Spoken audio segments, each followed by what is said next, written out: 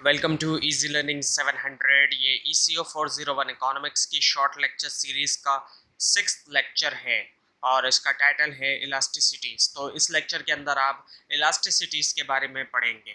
अब जो इलास्टिसिटीज़ हैं इसकी जो इम्पोर्टेंस है वो बहुत ज़्यादा है डेली लाइफ के अंदर। तो पहली चीज़ तो ये कि जो फर्म यूज़ करती हैं एडवर्टाइजिंग चेंज करने के लिए प्राइस को, वो यूज़ करती हैं इलास्टिसिटी का जो कॉन्सेप्ट है उसको, जो है वो इलास्टिसिटी ऑफ डिमांड का जो कॉन्सेप्ट है उसको वो यूज़ करती हैं। और ज़्यादातर फर्म जो है वो सेट करती हैं प्राइस अपनी प्रोडक्ट के इलास्टिसिटी ऑफ डिमांड को सामने रखते हुए कि कितनी इलास्टिसिटी ऑफ डिमांड है उनकी प्रोडक्ट्स की। और गवर्नमेंट जो कलेक्ट करती है रेवेन्यू टैक्स लगाकर, तो गवर्नमेंट जो है वो टैक्स जो है वो इम्पोज करती है उन्हीं प्रोडक्ट्स के ऊपर करती है जिसकी डिमांड जो है वो इनइलास्टिक है या फिर सप्लाई जो है वो इनइलास्टिक है। और गवर्नमेंट जो है वो अगर टैक्स बर्डन डालना चाहती है कंज्यूमर के ऊपर तो वो वही प्रोडक्ट चूज़ करती है जिसकी लो प्राइस इलास्टिसिटी ऑफ डिमांड होती है। और उसके अलावा अगर गवर्नमेंट जो है वो पेनलाइज करना चाहती है प्रोड्यूसर्स को तो वो लाजमी ऐसी प्रोडक्ट चूज़ करती है जिसकी लो प्राइस इलास्टिसिटी ऑफ सप्लाई होती है। अब इलास्टिसिटी असल में है क्या? आपने एग्जाम्पल्स तो सुन ली कि किस तरीके से इसका इस्तेमाल किया जाता है, लेकिन है असल में ये क्या? तो इलास्टिसिटी एक्चुअली है responsiveness of one variable to change in another variable, यानी कि एक वेरिएबल की वजह से दूसरे वेरिएबल के अंदर कितना चेंज आता है। और एक्स जो है वो वेरिएबल होता है जिसकी वजह से असर आता है दूसरे वेरिएबल में, और जो जिस वेरिएबल के अंदर असर आता है उसको वाई वेरिएबल कहा जाता है। तो एक्स जो है वो कॉस्ट वेरिएबल है और वाई जो है वो इफेक्ट वेरिएबल है। तो अब इसकी चार जो है वो टाइप्स हैं: price elasticity of demand, price elasticity of supply, income elasticity of demand और cross price elasticity of demand. तो पहली जो इसकी टाइप है प्राइस इलास्टिसिटी ऑफ डिमांड, इसका मतलब ये है कि परसेंटेज चेंज होना, परसेंटेज चेंज आना क्वांटिटी डिमांड के अंदर with respect to the percentage change in price, यानी कि कितने परसेंट प्राइस चेंज होने की वजह से क्वांटिटी डिमांड में कितना परसेंट चेंज आ रहा है, उसको हम कहते हैं प्राइस इलास्टिसिटी ऑफ डिमांड। यहाँ पे प्राइस जो है वो एक्स है जो कि कॉजिंग वेरिएबल है, और क्वांटिटी डिमांड जो है वो वाई है यानी कि इफेक्ट वेरिएबल है। तो जो ये बात ध्यान में रखिएगा, जो कॉजिंग वेरिएबल होता है उसको नीचे लिया जाता है जिसकी वजह से चेंज आ रहा होता है। तो और जो इफेक्ट वेरिएबल होता है जिसके अंदर चेंज आ रहा होता है तो उसको ऊपर लिखा जाता है फार्मूले के अंदर। तो यहाँ पे प्राइस इलास्टिसिटी ऑफ डिमांड का जो फार्मूला इसके अंदर percentage change in quantity demanded को ऊपर लिखा जाएगा क्योंकि ये वाई वेरिएबल है, ये इफेक्टेड वेरिएबल है, और परसेंटेज चेंज इन प्राइस जो है उसको नीचे लिखा जाएगा, वो कॉजिंग वेरिएबल है। तो परसेंटेज, अब इसके अंदर जो चेंज आ रहा है प्राइस के अंदर वो कितने परसेंट आ रहा है? 20% इंक्रीज हो रहा है प्राइस के अंदर। जो 20% इंक्रीज हो रहा है तो उसको 20% लिख देंगे, इंक्रीज हो रहा है तो पॉजिटिव लिखा जाएगा। और क्वांटिटी डिमांडेड जो है वो 10% फॉल हो रही है, 10% वो गिर गई तो उसको माइनस में लिख देंगे। तो जो प्राइस इलास्टिसिटी ऑफ डिमांड निकल रहा है वो निकल रहा है 0.5 माइनस 0.5। उसके बाद है प्राइस इलास्टिसिटी ऑफ सप्लाई। अब इसका मतलब क्या है कि परसेंटेज चेंज होना क्वांटिटी सप्लाइड के अंदर with respect to the percentage change in price, यानी कि परसेंटेज चेंज इन प्राइस की वजह से कितना चेंज आ रहा है क्वांटिटी सप्लाइड के अंदर, यानी कितने परसेंट प्राइस चेंज होने की ऐसे क्वांटिटी सप्लाई में कितना परसेंट चेंज आ रहा है, इसी को हम कहेंगे प्राइस इलास्टिसिटी ऑफ सप्लाई।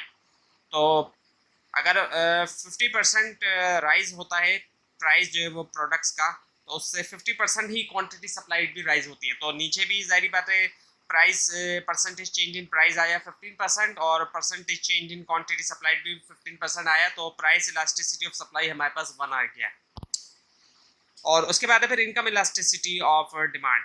इसका मतलब ये है कि percentage change in quantity demanded, यानी कि परसेंटेज चेंज आना क्वांटिटी डिमांडेड में percentage change in income of consumer की वजह से, यानी कि इनकम जो आ रही है, चेंज इनकम में जो चेंज आ रहा है कंज्यूमर की, कितने परसेंट चेंज आ रहा है इनकम में, और उससे फिर कितना परसेंट चेंज आ रहा है क्वांटिटी डिमांडेड के अंदर। तो इसका फार्मूला यही है कि परसेंटेज चेंज इन इनकम को हम नीचे लिखेंगे और percentage change in quantity demanded को हम ऊपर लिखेंगे। So if 2% rise in the consumer income, अगर 2% जो है वो इजाफा होता है कंज्यूमर इनकम के अंदर, तो उससे क्या होता है कि 8% जो है वो राइज होता है प्रोडक्ट्स की जो क्वांटिटी डिमांडेड है। तो 2% राइज हो रहा है, उस जाहिर बात है उसको नीचे लिखेंगे हम, और 8% जो इंक्रीज हो रहा है प्रोडक्ट्स की क्वांटिटी डिमांडेड में उसको ऊपर लिखेंगे। तो जो इसका आंसर आ रहा है वो आ रहा है हमारे पास 4। Now the cross price elasticity of demand. अब ये थोड़ा सा एक डिफरेंट किस्म की इलास्टिसिटी ऑफ डिमांड होती है। इसके अंदर क्या है कि परसेंटेज चेंज होता है क्वांटिटी डिमांडेड एक स्पेसिफिक गुड का। एक स्पेसिफिक गुड की परसेंटेज चेंज आता है क्वांटिटी डिमांड के अंदर with respect to the percentage change in price of another related good. दूसरे गुड की परसेंटेज चेंज इन प्राइस की वजह से, यानी कि एक गुड की परसेंटेज चेंज इन प्राइस से दूसरे गुड की क्वांटिटी डिमांड जो है उसके अंदर चेंज आ रहा है। और ये इस वजह से चेंज आता है कि गुड जो है वो या तो सब्स्टिट्यूट हो सकता है, एक दूसरे के मुतबादिल हो सकते हैं, या फिर कॉम्प्लीमेंट हो सकते हैं, यानी कि एक दूसरे के साथ इस्तेमाल होने वाले हो सकते हैं। तो यहाँ पे आपको दो तरह की एग्जांपल्स करवाई जाएंगी। इसका फार्मूला पहले देख लीजिए कि इसका जो फार्मूला है इसके मुताबिक percentage change in demand for good A, good A जो है वो इफेक्टेड वेरिएबल है, and percentage change in price of good B वो जो है कॉज वेरिएबल है। तो for example demand for butter rose by 2%। जो बटर की डिमांड है वो 2% उसके अंदर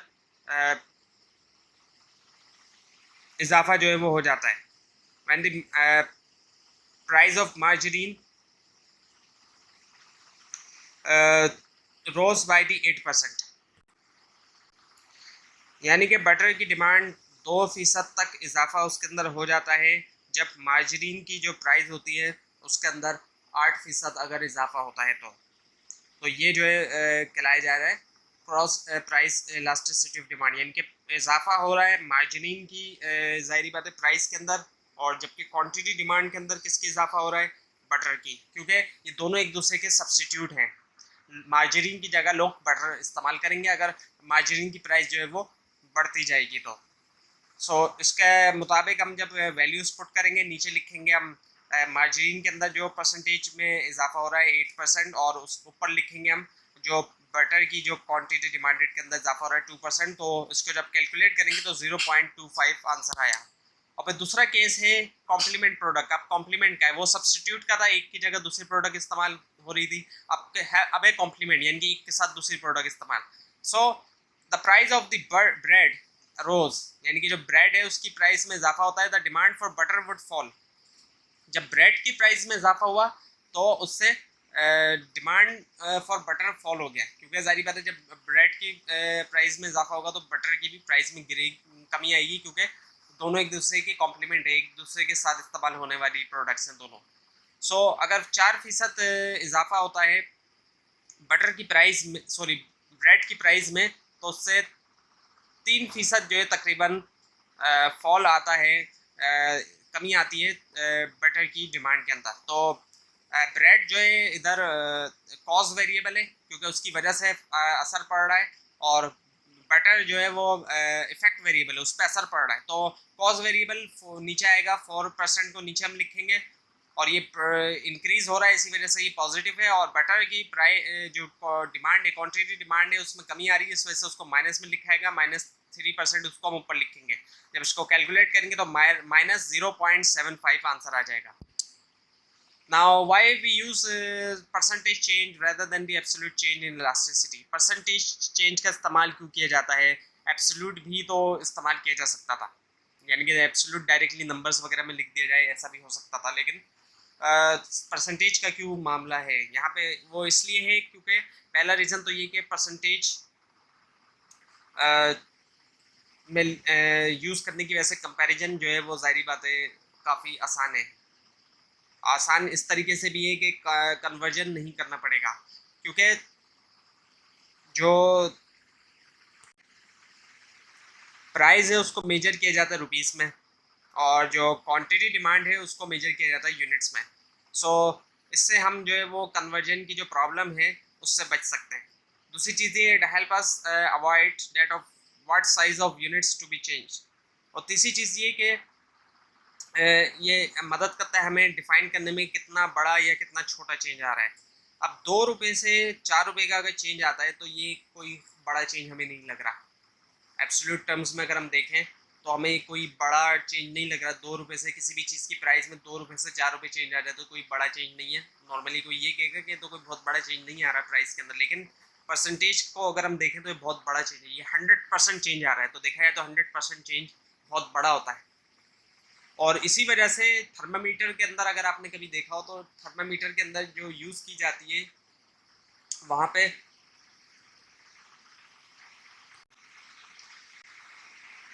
now the elastic demand and inelastic demand, slope and the elasticity of demand have an inverse relationship. जो स्लोप है और इलास्टिसिटी ऑफ डिमांड है उनका इन्वर्स रिलेशनशिप है।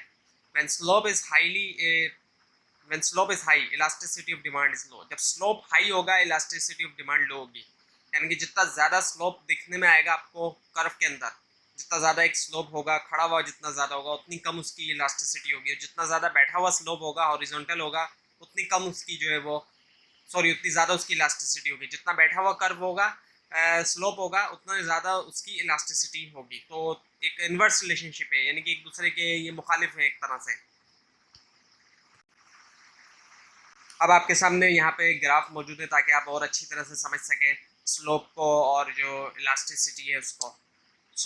अब एक तरफ आपके सामने इलास्टिक डिमांड कर्व है और एक तरफ इन इलास्टिक डिमांड कर्व है। अब यहाँ पे इलास्टिक डिमांड कर्व के अंदर जो स्लोप है, स्लोप जो इसका बैठा हुआ है, स्लोप जो है वो खड़ा हुआ नहीं है, तो स्लोप बैठा हुआ है और यही इलास्टिक डिमांड है। इलास्टिसिटी इसके अंदर ज़्यादा है। क्यों? क्योंकि इसके अंदर प्राइस के अंदर जो चेंज आ रहा है वो बहुत कम आ रहा है। P1 से P2 के अंदर अगर आप फ़र्क देखें तो वो इतना ज़्यादा नहीं है, जबकि अगर आप Q1 से Q2 के दरमियान फ़र्क देखें तो वो बहुत ज़्यादा फ़र्क है। तो इसी वजह से ये इलास्टिक डिमांड है, क्योंकि इसके अंदर बहुत ज़्यादा फ़र्क आ रहा है क्वांटिटी डिमांड के अंदर। प्राइस के अंदर कम फ़र्क आ रहा है लेकिन क्वांटिटी डिमांड में बहुत ज़्यादा फ़र्क आ रहा है। इसी को हम कहते हैं इलास्टिक डिमांड। और इसका जो कर्व है, स्लोप है, वो बैठा हुआ है थोड़ा, और जितना ज़्यादा ये बैठा हुआ होगा उतनी ज़्यादा इलास्टिसिटी पाई जाएगी। और इसके मुकाबले में इन इलास्टिक डिमांड को अगर हम देखें तो यहाँ पे जो स्लोप है वो बिल्कुल जो है वो एक वर्टिकल किस्म का स्लोप, कुछ हद तक, काफ़ी हद तक वर्टिकल की तरह है। एक स्टीपनेस पाई जा रही है स्लोप में, खड़ा हुआ है स्लोप, जो इसके अंदर स्टीपनेस है। और इसके अंदर प्राइस के अंदर जो चेंज आ रहा है वो बहुत ज़्यादा आ रहा है, लेकिन जो क्वांटिटी डिमांड के अंदर फ़र्क आ रहा है वो बहुत कम आ रहा है। तो ये इन इलास्टिसिटी को शो कर रहा है ये कर्व। तो यही फ़र्क, यही रिलेशनशिप है स्लोप के दरमियान और जो इलास्टिसिटी है उसके दरमियान। So now the total revenue in elasticity. अब टोटल रेवेन्यू और इलास्टिसिटी के दरमियान जो रिलेशनशिप है वो ये कि पहली चीज़ तो ये समझे, टोटल रेवेन्यू जो है वो प्राइस मल्टीप्लाई बाय क्वांटिटी होता है। जब प्राइस को मल्टीप्लाई करेंगे हम क्वांटिटी से तो टोटल रेवेन्यू मिलता है। अब अगर इलास्टिक डिमांड होगी, इलास्टिक डिमांड से मुराद वही जो आपको पीछे समझाया गया है कि थोड़ा सा प्राइस चेंज होने से क्वांटिटी डिमांड में बहुत बड़ा फ़र्क है। तो इलास्टिक डिमांड होने की वजह से अगर प्राइस जो है वो किसी भी प्रोडक्ट का बढ़ता है तो उसकी जो डिमांड होती है, क्वांटिटी डिमांड होती है, वो प्राइस से ज़्यादा घट जाती है। तो प्राइस इंक्रीज़ होने से क्या होगा, टोटल रेवेन्यू के अंदर कमी आ जाएगी, क्योंकि थोड़ा सा प्राइस बढ़ा, लोगों ने बहुत कम चीज़ खरीदना शुरू कर दी, तो उससे टोटल जो रेवेन्यू होगा, टोटल जो इनकम होगी उसके अंदर कमी आ जाएगी। जबकि इन इलास्टिक डिमांड अगर होगी तो उससे क्या होगा, अगर प्राइस बढ़ता है तो फिर बहुत कम फ़र्क पड़ेगा उसकी क्वांटिटी डिमांड के अंदर, क्योंकि ये ऐसी प्रोडक्ट है कि लोग ख़रीदना नहीं छोड़ेंगे। बहुत कम ही फ़र्क आएगा अगर लोगों ने ख़रीदना, उनके जो ख़रीदते हैं वो क्वांटिटी, उसके अंदर बहुत कम फ़र्क आएगा। और इसकी एग्जांपल ली जाए तो जितनी भी बेसिक नेसेसिटी की चीज़ें हैं, जैसे कि आटा वगैरह है या चीनी वगैरह, इस तरह की जितनी भी बेसिक जो नीड्स होती हैं लोगों की, वो इन इलास्टिक डिमांड के अंदर फॉल करती हैं। और इसी वजह से कई सारे जो हमारे यहाँ पे ख़ास तौर से यही होता है कि प्रोड्यूसर्स होते हैं वो बहुत ज़्यादा जो है इसके ऊपर मुनाफा कमाते हैं वो, और कई सारे प्रोड्यूसर या सेलर जो है वो जमा करके रखते हैं स्टॉक, ताकि फिर वो उस पर खूब जो है वो प्रॉफिट अर्न करते हैं। वो इसी वजह से क्योंकि इन इलास्टिक डिमांड है, बेसिक नेसेसिटी की ये जो है चीज़ें होती हैं, लोग लाजमी इनको ख़रीदते हैं, चाहे इनकी प्राइस भी अगर बढ़ जाए तब भी। और इससे क्या होता है कि जो टोटल रेवेन्यू होता है प्रोड्यूसर का या सेलर का, वो ठीक ठाक उसके अंदर इजाफा हो जाता है अगर उसकी प्राइस में इजाफा हो जाए तो। अब आपके सामने एग्जांपल्स दी जा रही हैं दो फर्म्स की। फर्म वन का एक इन इलास्टिक डिमांड कर्व है, आपके सामने इन इलास्टिक डिमांड कर्व यहाँ दिया गया है। अब इसके अंदर प्राइस के अंदर जो फ़र्क आ रहा है वो 10 से लेकर 6 तक फ़र्क आ रहा है, काफ़ी बड़ा फ़र्क आ रहा है। प्राइस जो फॉल हुआ 10 से 6 तक 40% ऑलमोस्ट इसके अंदर फ़र्क आ रहा है, जबकि जो क्वांटिटी डिमांड है उसमें कोई ख़ास फ़र्क नहीं आया।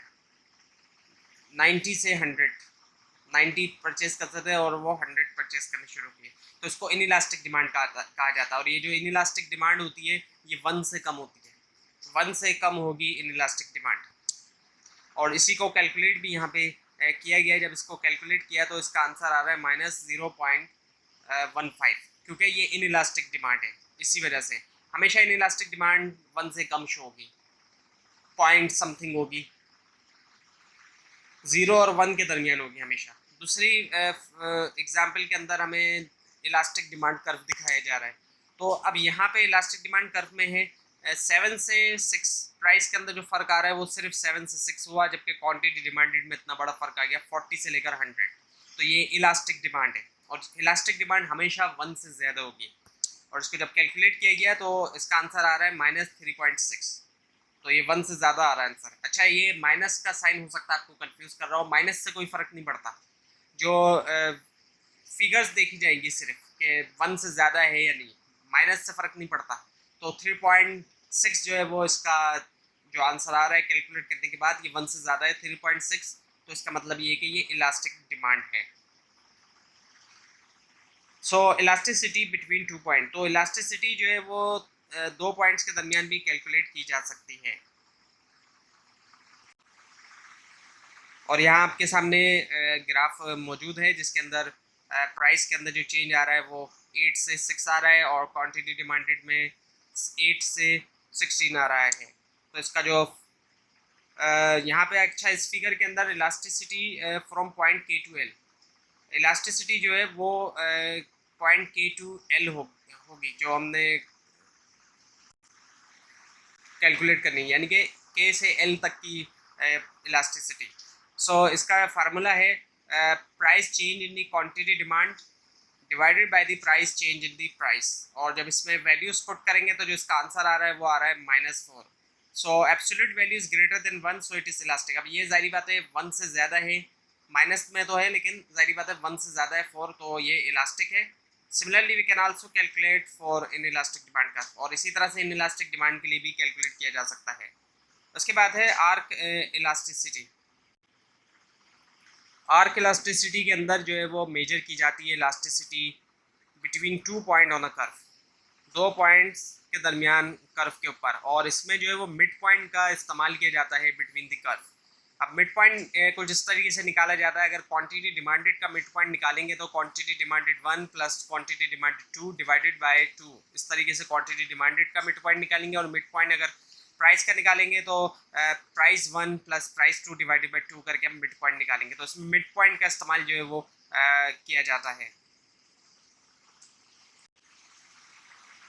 और इसका जो फार्मूला है वो है change in quantity divided by change in price multiply by the average price divided by the average quantity. So to measure arc elasticity we take average value for P, Q and P respectively. उसके बाद है point elasticity. So point elasticity का use होता है when the change in price is very small, जब price के अंदर जो चेंज होता है वो बहुत ही कम होता है। सो इसका जो फार्मूला है वो है change in Q divided by the change in P multiply by the P divided by Q। और इस फार्मूले को कुछ इस तरह भी लिख सकते हैं DQ divided by DP multiply by the P divided by Q। अब आपके सामने है point elasticity for quadratic demand function. तो जो क्वाड्रेटिक डिमांड फंक्शन है वो है Q D which is the quantity demand is equal to the 60 minus 15p plus p square. अब हम जो है वो 0 से लेकर 3 तक प्राइस लेंगे और उसको पुट करेंगे इस इक्वेशन के अंदर। तो जब हम हमने प्राइस लिया तो जो हमारे पास क्यू डी आया वो आया 60 जब इक्वेशन के अंदर पुट किया। और अगर हमने पी जो है प्राइस 1 लिया तो जो हमारे पास क्यू डी आया वो आया 46। और जब हमने पी जो है वो 2 लिया तो हमारे पास क्यू डी आया 34। और जब हमने पी जो है वो 3 लिया तो हमारे पास क्यू डी आया 24।